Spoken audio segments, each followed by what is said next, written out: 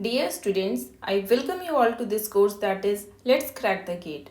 I hope you all are doing great during this pandemic. So let's have a look at what today's lecture is all about.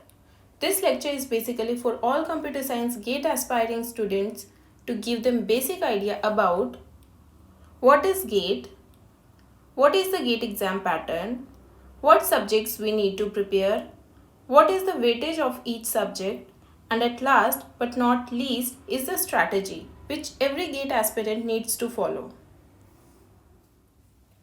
But before going into detail, let's read a quote written by Tim Fargo. And the quote is, "What you are tomorrow begins with what you do today." So keeping this quote into mind, let's start it from today itself. So what is GATE?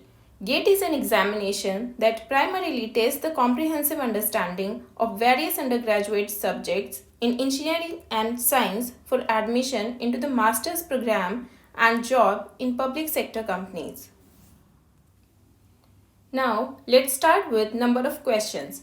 GATE exam is divided into two sections. One is core engineering subject, like in our case it is computer science and engineering, which comprises of 55 questions. And second is general aptitude, which comprises of 10 questions.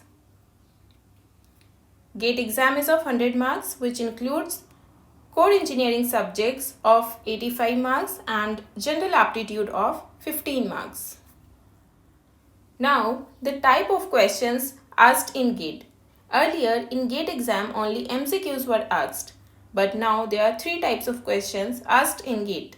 Number one, MCQs, that is multiple choice questions, in which we are given with the four options and we have to select only one option.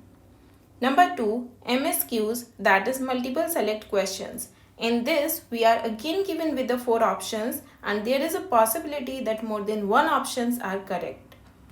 Number three, NAT, that is numerical answer type, in which we are not given with any option. We have to solve the question and put the answer under fill in the blank. The time duration for GATE exam is 180 minutes, that is 3 hours. The whole GATE syllabus of computer science has been divided into 11 parts, including general aptitude and engineering mathematics. Now, if we talk about general aptitude, number of questions and their marks are always fixed, which includes total 10 questions of 15 marks. So, if you are good in general aptitude, then definitely you are going to score 15 marks. Next is engineering mathematics, which also covers around 11 to 15 marks questions. So, we can easily see that how important these two subjects, means general aptitude and engineering mathematics, are. These two subjects covers almost 30% of GATE exam. So, this is highly recommended to all of you to practice these two subjects as much as you can. Now let's come to the branch specific subjects, and the first subject is algorithm, from which around 6 to 8 marks questions have been asked every time. Algorithm is a subject in which you can't expect direct questions. So once you are done with the concepts, you really need to practice it a lot. And for that, previous year questions and test series come into picture. Then programming and data structures, which comprises of 6 to 10 marks questions easily. And before going into details of data structures, you all should have complete knowledge of C programming, because only then you can understand data structures. Next subject is theory of computation. There are minimum 5 to 9 marks questions generally asked, and all the questions are concept based. There are variety of questions in theory of computation subject, which requires lots of practice. Even each topic in TOC can have huge number of practice-based questions. So again, for this subject also, you all are recommended to practice more and more. Next we have compiler design, which requires all the basics of TOC. So before starting with compiler design, you should have all your basics clear in TOC. Compiler design comprises of 4 to 7 marks questions every time. Parsing is the only topic in compiler which actually requires practice. Rest you can try to attempt any question from other topics without plenty of practice. Now, here we go with digital logic subject, which comprises of 4 to 8 marks questions. In digital logic, sometimes questions are very easy and on the other side very tricky too. Though it is considered as simplest subject in GATE, but still practice is required. Once you are done with digital logic, next come to computer organization and architecture.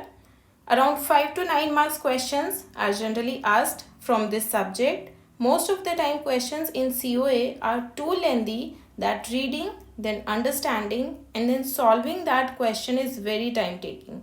So my suggestion is to leave such questions for last, because sometimes even after giving too much time to a question in COA does not come up with the correct result. So try to attempt such questions at last.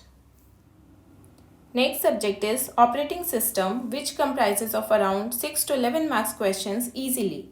I personally feel that questions from operating system are easy to attempt, that too with correct result. So if you haven't done lots of practice in this subject but know all the basics very clearly, still you can score good in this subject. Then come to database management system, where 5 to 9 marks questions are asked. And at last we have computer network subject. Minimum 6 to 10 marks questions are asked from this subject. The syllabus of this subject is wide and interesting too. In computer networks, generally questions come from software area rather than hardware. So this was all about subject weightage in computer science GATE exam. One most important thing I would like to tell you is that the subject relation means there are some subjects which are related in some way, like algorithm and data structures, TOC and compiler design, digital logic, computer organization and architecture, and operating system. For these subjects, follow the sequence as given in this table, means complete algorithm subject before starting data structures. In the same way, TOC before compiler design, and digital logic and COA before operating system. If you follow this sequence, you will be able to relate things in a better way. Now, let's have a look at what we all need to follow for GATE. Number 1. Watch all videos without fail and make proper notes. Because watching videos every time is time consuming. So for that, you need to make proper notes. Number 2. Keep on revising all notes after completing each subject. As we know that forgetting is simply a part of life, so it is better to revise everything just before you are about to forget it. Number 3. Make brief notes for last moment revision, because turning out the pages of complete syllabus at last moment is not possible. Number 4. Solve previous year questions from last 10 years at least. It will give you a complete idea about GATE exam and the type of questions asked. Number 5. As already we have seen that general aptitude and engineering mathematics cover around 30% GATE exam. So regular practice of maths and aptitude is required. Give at least 1 hour to each every day. Number 6. Also join test series. It plays a vital role in GATE exam, because using test series you can solve plenty of questions topic wise and subject wise. Besides that, test series also include mock test, which gives you complete feel of GATE exam. Last but not least is group study. Group study makes the concepts clear. You can do that with your friends, juniors and seniors also. So this was all about GATE, and as we know that the two most powerful warriors are patience and time. You need to be patient to deal with the grim situation outside, and also you need to make the best use of the time available. Those who haven't prepared well for GATE till now can start afresh, and those who have prepared well for the exam may give perfection to their preparation. Don't worry about missing textbooks or notes. You can still pass this exam by following the YouTube channel, and we faculties are there to mentor you to secure a good rank in GATE. I wish you all the best for your preparation. Stay safe, stay indoors, and keep studying. Good luck.